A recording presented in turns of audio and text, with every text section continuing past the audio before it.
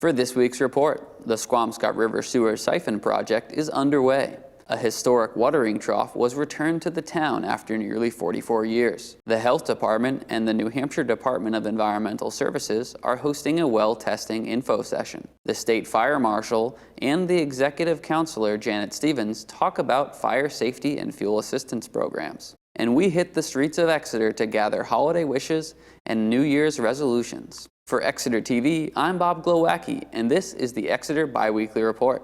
Let's get started.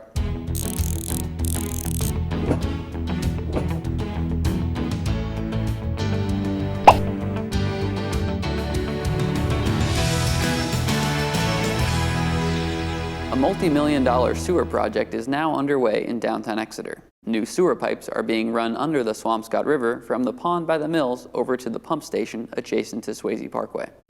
Voters approved the $1.6 million sewer project back in 2020 to design and construct improvements to the Webster Ave pump station, as well as repair the sewer pipes that go under the Squamscott River.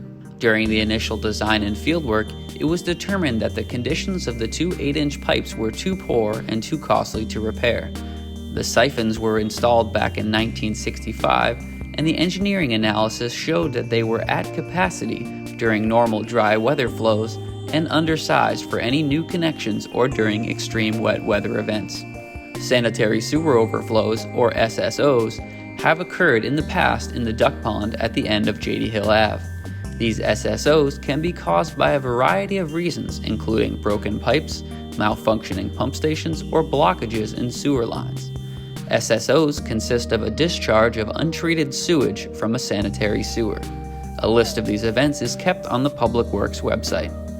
With funding coming from congressional direct spending, state ARPA funds, and town-allocated ARPA funds, construction of 3 new sewer siphons spanning 800 linear feet across the river is now underway. By installing these new pipes, the town will expand the capacity, avoiding sanitary sewer overflows in the future, protecting the river from adverse events.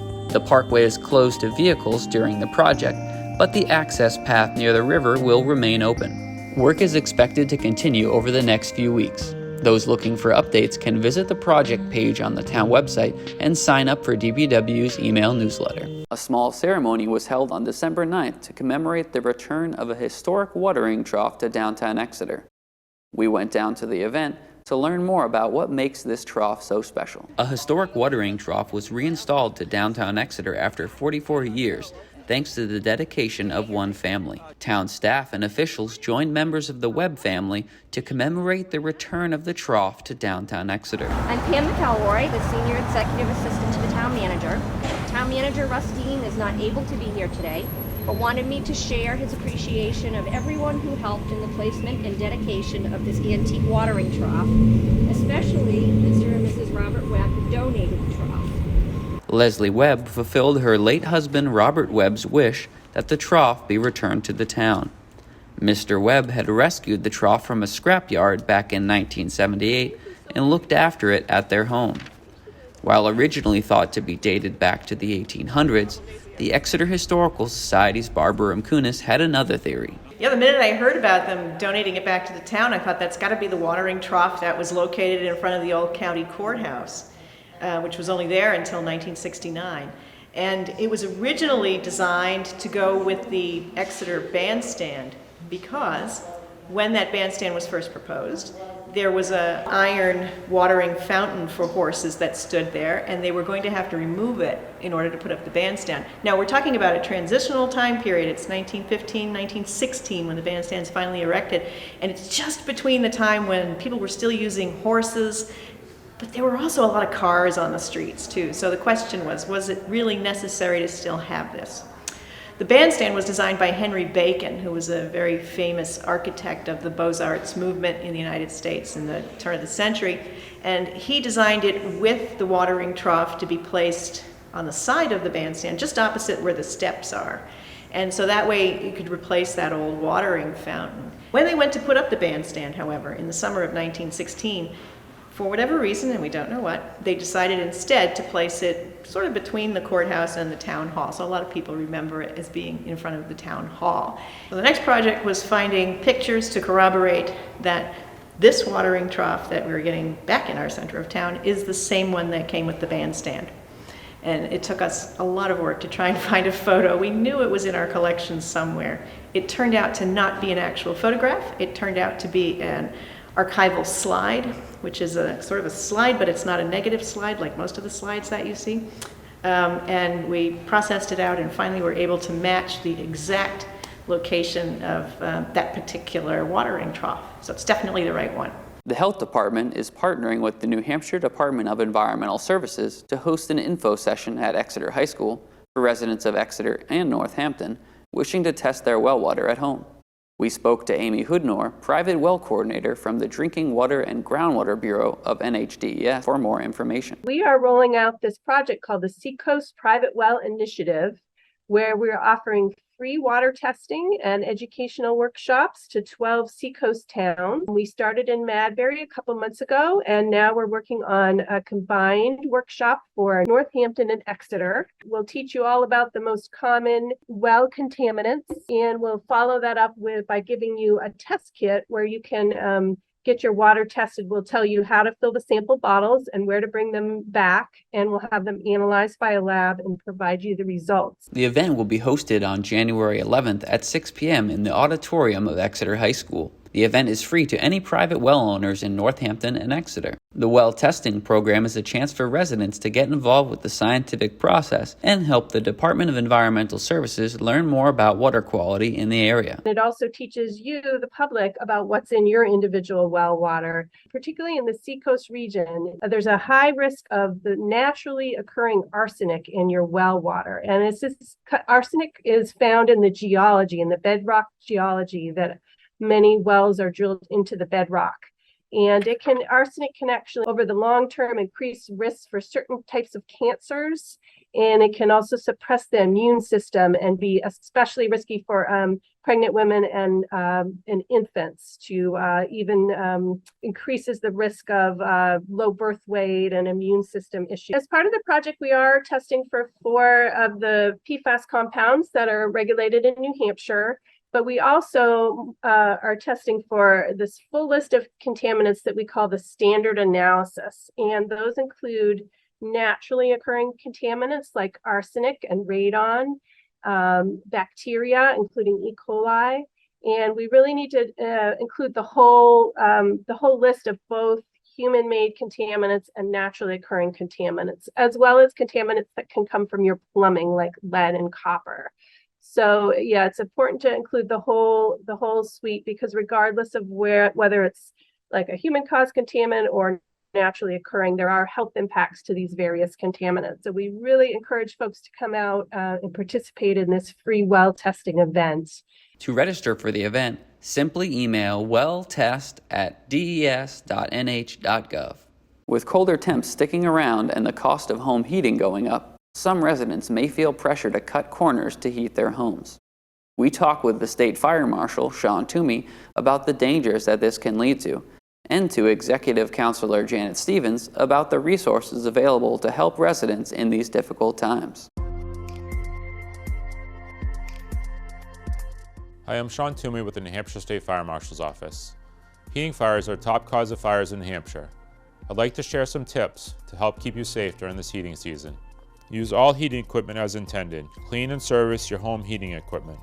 Keep anything that can burn at least 3 feet away from all heating sources.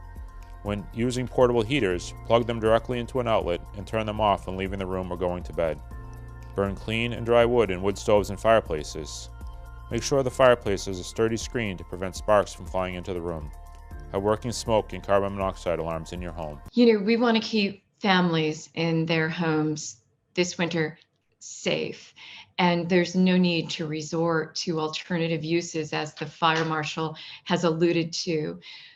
Our community action programs here in the state are empowered to deliver these federal dollars through the LIHEAP program, as well as our own state program.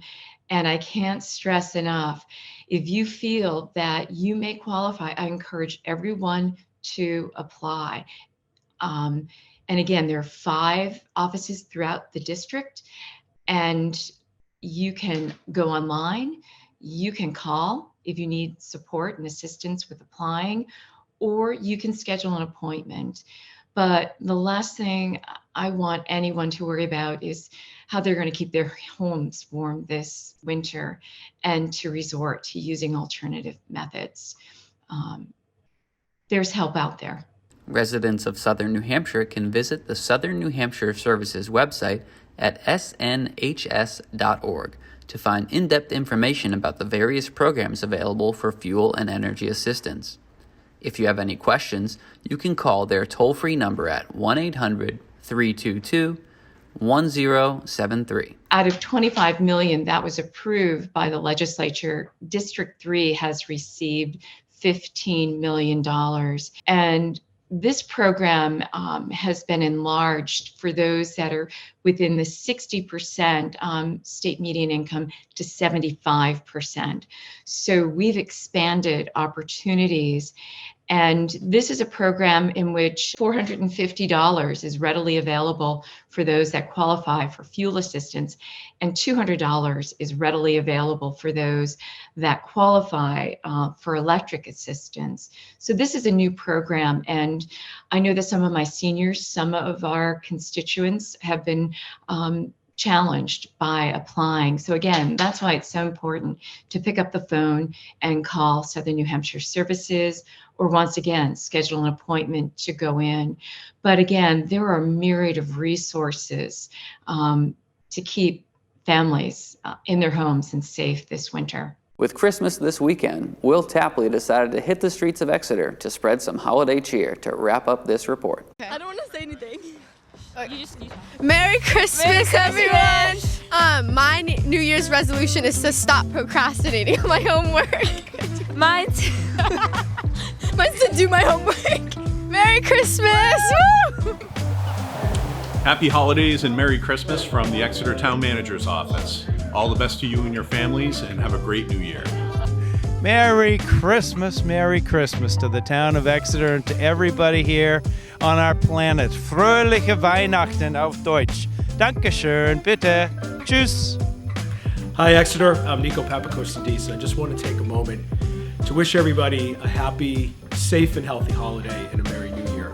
I also want to thank all of our town staff for all of the hard work they do to keep our town running. And I also want to take an opportunity to thank our volunteers as well. And a New Year's resolution, which I don't make, but a New Year's resolution is to fill the room for deliberative session and have the greatest voter outcome in March for our election. Happy New Year, everyone. Thank you. Hi, this is Joe from Krypton Comics, wishing you a Merry Christmas and a Happy New Year. Happy holidays from team and Town Exeter Arts and Music. Hello Exeter, I'm just here to wish you a Merry Christmas, a Happy Hanukkah and Kwanzaa, and all the other holidays that I'm probably missing, but we wish you the best now and in the new year. Thank you. Merry Christmas to all my fellow Exeter citizens, and my thanks to all the personnel in the military that help us keep safe around the world. Merry Christmas. Happy holidays! Merry Christmas, Leah! Happy holidays! Enjoy it. Okay.